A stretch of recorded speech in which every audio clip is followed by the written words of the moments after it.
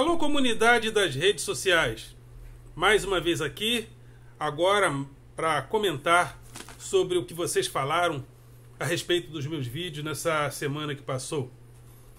Mas antes de entrarmos nos comentários, gostaria de convidar você mais uma vez a se inscrever no nosso canal, a dar o seu like, a fazer o teu comentário e a compartilhar nosso material com outras pessoas. E ao se inscrever, acione o sininho para receber notificações de novos vídeos. Comente, dê like, compartilhe.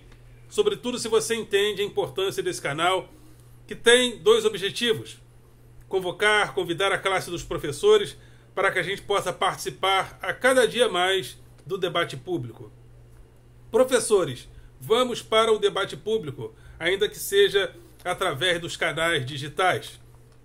Ainda não estamos na grande mídia, porém, somos ainda tratados como o chato da greve. Só na greve o professor aparece. Porém, é importante que o magistério seja valorizado, que o professor não se divorcie das universidades quando vai para a escola pública, sobretudo, que esse professor continue em contato com a universidade, produzindo conhecimento, para que ele possa estar dentro dessa produção contínua de conhecimento. Formação continuada nesse sentido, com incentivo para que o magistério seja valorizado.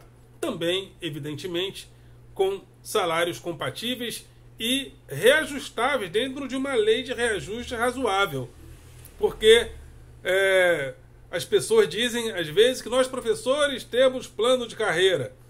Mas, se não fosse o plano de carreira, não temos reajuste desde 2015. Ou seja, até o salário mínimo ele é reajustável. Então, deveria haver, penso eu, um critério mínimo de reajuste para que o professor não perdesse do ponto de vista salarial. Enquanto isso, o plano de carreira vai cobrindo esse déficit. Então é importante que o magistério seja valorizado para que a sociedade como um todo também seja valorizado. A grande multidão passa pela escola pública. E se o professor que transmite o conhecimento formal não for valorizado, a sociedade, com certeza, nessa grande multidão que passa pela escola pública, não o será também. E também, esse canal tem o objetivo de combater o pensamento binário. O pensamento binário é aquele pensamento do nós e eles. É aquele pensamento que entende que o mundo deve ser a projeção do seu narciso. Então, vivemos um mundo, o próprio Byung-Chul Han fala disso, um mundo com poucos espaços imunológicos. Até o momento da Guerra Fria, vivíamos um mundo imunológico, ou seja, um mundo dividido por dois blocos, capitalista e o bloco socialista.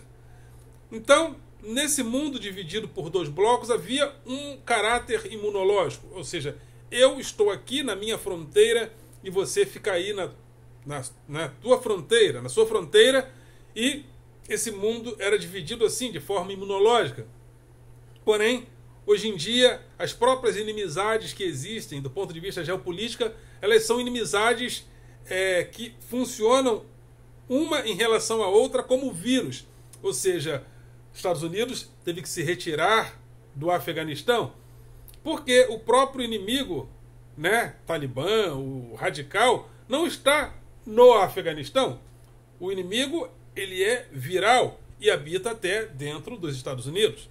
Então não adianta nada ficar realizando uma guerra de ocupação imperialista. Agora, os Estados Unidos teve que sair e o Talibã retornou. Ou seja, os Estados Unidos teve uma vitória porque deixou lá uma marca da civilização ocidental e com certeza o Talibã vai ter que lidar com isso de forma muito dificultosa. E, por outro lado, o Talibã retornou. Ou seja, alguns acham que os Estados Unidos perdeu. Ou seja, em relação à volta do Talibã, sim. Porém, os Estados Unidos deixou uma marca americana, uma marca da cultura ocidental lá. Nesse ponto ele foi vitorioso. Então, Paulo Giraldelli entende que os Estados Unidos foi o grande vencedor. Na minha modestíssima, empate de 1-1. Jogo difícil, empate de 1-1. Aos 45, o Talibã foi lá e fez o gol de empate. Então é isso aí. Tem também meu grupo de Facebook, Filosofia com Eldon Rosa Masson, e o meu blog através do endereço rosamasson.blogspot.com. Rosa Masson sempre com 2 S's e tudo junto. Então vamos aos comentários de vocês durante essa semana. Na participação de vocês do dia 10/8, o José Ricardo Lessa disse: professor, gostei muito deste vídeo, muito esclarecedor. Muito obrigado, José Ricardo Lessa. A Viviane Servati, olha, a Viviane Servati, ela diz que não gosta de mim, não gosta do canal, mas ela está sempre comentando. Esses dias, inclusive, ela fez um testamento, literalmente, comentando o vídeo que ela não gostou. Então ela viu tudo, né? Então ela disse: nem torrando o saco de todo mundo você consegue ser influência. Primeiro que eu não sou influência e não sou YouTube. Eu sou professor de filosofia e sociologia do estado do Rio de Janeiro. Então eu não sou influência, eu não sou YouTube. Eu vou ao YouTube, estou no YouTube contribuindo com aquilo que eu tenho, que é o conhecimento filosófico, né? Então, eu torro o saco. E por que você está sempre vendo vídeo, está sempre comentando? Então quer dizer que você é masoquista, você gosta de sofrer? Você está sempre vendo os meus vídeos, comentando porque você gosta de sofrer. Interessante, né? Então ela diz: nem torrando o saco eu consigo ser influência. Não, eu não sou influência, eu não sou YouTube, mas eu estou, né? Mas eu estou no YouTube para falar sobre o conhecimento filosófico, né? E tenho ali mais de 3.550 inscritos, né? Ela falou que eu não consigo ser influência, né? Esse pessoal que é inscrito no meu canal, então, eles são inscritos no meu canal por causa dos meus lindos olhos azuis, né? Eu não influencio ninguém. Eles estão inscritos no meu canal e a cada dia cresce, né? Quando eu retornei do recesso em julho, era cerca de 3.300. Agora já são mais de 3.550 e a cada dia entra gente no canal. Então, eu acho que você está um pouco enganada. Tem gente que gosta do canal e se inscreve, até porque acho que eu não passo na casa de ninguém com revólver na cabeça, colocando revólver na cabeça das pessoas, para que as pessoas se inscrevam, né? Se elas se inscrevem, é porque elas devem ter alguma relação de identificação com o canal. E muito obrigado pela sua atenção, né? O que eu não gosto é que alguém me despreze, né? Eu não gosto de ser desprezado, gente. Ninguém gosta, né? Mas muito obrigado pela sua atenção. Está sempre vendo, está sempre aqui comentando, mas muito obrigado. E outra coisa que ela sempre fala. Ela falou: olha que amo filosofia, mas a hipocrisia de quem fala e não faz. Ela fala que ela sempre fala isso. Que eu falo, mas eu não faço. Ou seja, ela me conhece no meu dia a dia. Viviane Servati conhece o meu dia a dia. Ô Viviane Servati, minha mulher é ciumenta, tá? Você, a essa distância toda de mim, sabe como eu ando? O que eu não pratico, aquilo que falo? Minha mulher é muito ciumenta, tá? Fica ligado aí, porque ela é ciumenta. E num outro vídeo meu, Tarcísio Meira, Paulo José e a imortalidade, né? Eu falei sobre o papel da imortalidade na história da humanidade, né? Entre os gregos, a imortalidade do herói, do guerreiro, era a imortalidade daquele herói que deveria lutar em uma guerra e deixar o seu nome na memória, a exemplo de Aquiles e Heitor. Então, estar dentro de uma batalha como da Guerra de Troia, por exemplo, era uma oportunidade que os guerreiros tinham de ficar na memória, ou seja, de conquistar a imortalidade. Depois, quando os gregos inventam a política, a imortalidade é conquistada por parte do polites, do cidadão, e surge essa possibilidade da glória política deixar o nome de alguém na memória.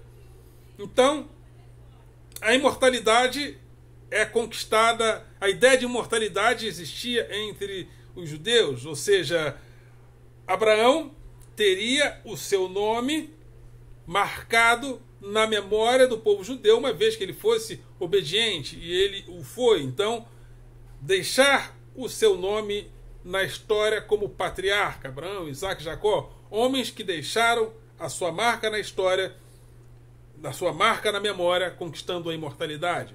O cristianismo traz a ideia de imortalidade através do momento que você recebe a Cristo. Então, a recepção de Cristo no coração faz com que o indivíduo, através da fé, conquiste a vida eterna. Mas nós hoje vivemos um mundo muito mais secular, que o mundo da consciência mística, que perdurou até a Idade Média.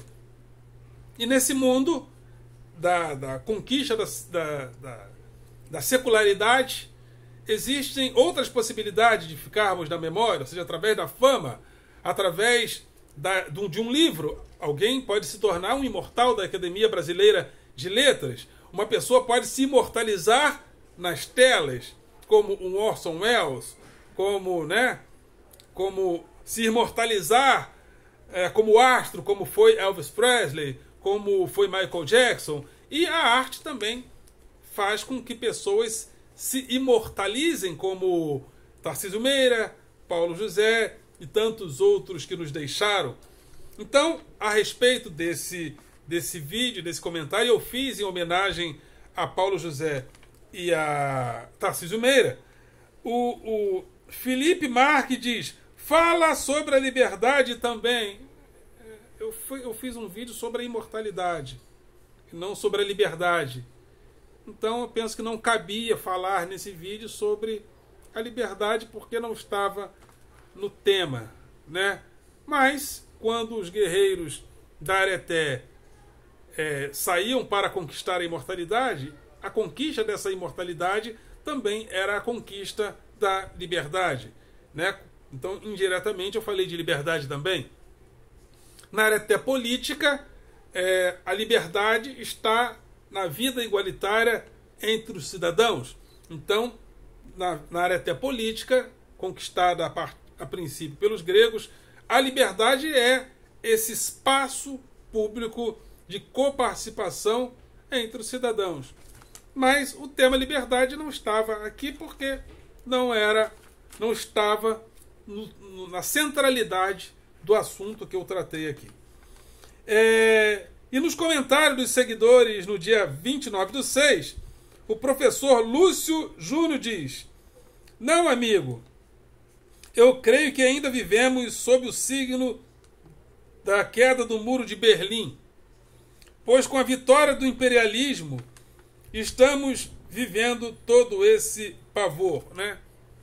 A queda do Muro de Berlim, o fim da Guerra Fria, representou exatamente, e vem representando a cada dia, o fim do projeto imperialista, onde os estados nacionais eram os responsáveis por transmitir a tradição, a cultura capitalista para o mundo, porque os estados nacionais representavam também as grandes potências capitalistas. E ele, Estado Nacional, legitimava, sobretudo, esse capitalismo. Hoje em dia, não existe mais esse espaço imperialista no mundo, porque o capitalismo se tornou tão hegemônico e tão sem fronteiras, que isso houve uma diminuição da potencialização política dos Estados nacionais. Então, agora, por exemplo, os Estados Unidos teve que se retirar do Afeganistão. Por quê? Porque esse projeto imperialista de ocupação não faz mais sentido. Se há um inimigo contra os Estados Unidos, contra a tradição, a cultura ocidental, esse inimigo não é mais um inimigo que habita uma fronteira diferente. Esse inimigo é viral. E ele está também dentro da própria nação americana. Então, os Estados Unidos foi para lá para combater o Talibã, mas o Talibã não está lá. O Talibã não está no Afeganistão. Ou seja, aquele espírito do Talibã não está só ali, está ali e está espalhado no mundo de forma viral. Entendeu? Então, você falou aqui que creio que ainda vivemos sob o signo da queda do Muro de Berlim, pois com a vitória do imperialismo, o imperialismo está sendo solapado. Estamos vivendo todo esse pavor, com muitos perigos, né? A destruição ambiental, destruição ambiental, invasão como as do Iraque, esse tipo de invasão já está minguando no mundo, né? A própria sociedade americana não quer mais pagar impostos para que os Estados Unidos fique tutelando outros países, né? A China na prática é um país capitalista, hegemônico, enfim. Então, eu penso que o professor Lúcio Júnior está um pouco equivocado, né? O imperialismo está sendo solapado. Não está restando mais nenhum resquício sobre aquele imperialismo. O que existem hoje são potências econômicas que já não praticam aquele imperialismo de ocupação de território. Então, os países se impõem através da sua participação no capitalismo hegemônico. Mas esse capitalismo já não é mais gerido por nações-estado. Até o Biden está sugerindo que esse capital que circula pelo mundo seja sobretaxado pelos estados, para diminuir um pouco essa ânsia de lucrar dentro dos estados nacionais, mas sem contribuir nada. Mas a própria China faz isso de uma certa forma, né? Para que uma potência capitalista invista na China, ela tem que contribuir para a infraestrutura do país. Então eu penso que você esteja um pouco equivocado, uma vez que você ainda está com aquela mentalidade de que o imperialismo no mundo, e como se os problemas que existem no mundo fossem culpa do imperialismo. Não, isso está ultrapassado.